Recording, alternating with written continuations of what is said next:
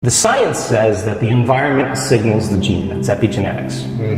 The end product of an experience in the environment is an emotion. So as long as you're living by the same emotion every single day, you're signaling the same gene in the same way. And if that gene is related to a survival emotion or stress hormone, then you're downregulating the gene and you're creating disease. So when the person trades that emotion and really breaks free from the chains of their past, and now they're feeling an elevated emotion, well, now they're dialing down the gene for MS, and they're upregulating the gene for health and balance. And so the person will say to them, where's the disease? Well, I'm not the same person.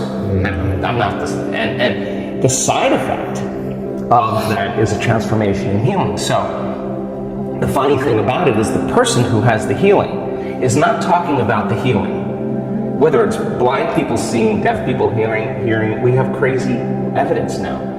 What they're talking about is how amazing they feel because they're refreshed. They got a new lease on life, and so now we have evidence in our research, and that silences the critic to show that what's possible for people.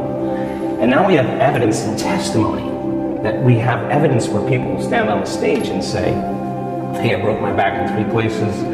I haven't been able to stand up straight. I came into this event hunched over. I couldn't lay down. Now this guy's jumping around on the stage. He's laying on his back. He's touching his toes.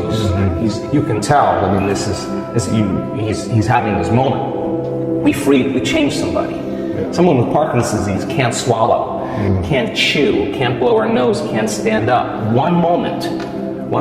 The next thing you know, she's blowing her nose, chewing and swallowing. We changed her body.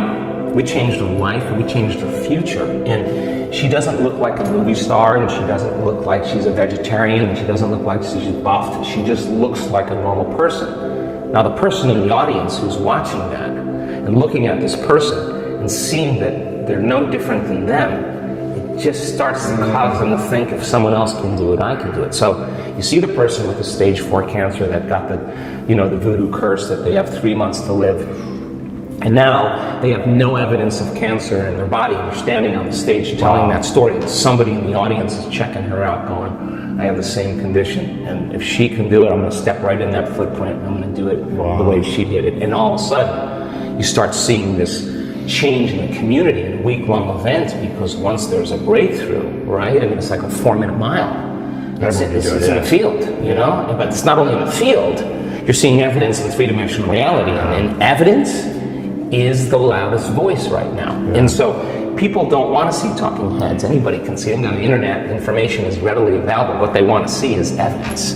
And so when you have evidence in the scientific realm, and you have evidence in a community of people, and you're not doing anything that's so extreme that excludes anybody. It's inclusive, and we're using science as the contemporary language of mysticism. It is science that's going to demystify the mystical. If I talk tradition, culture, religion, any of those things, spiritual principles, people are going to shut off.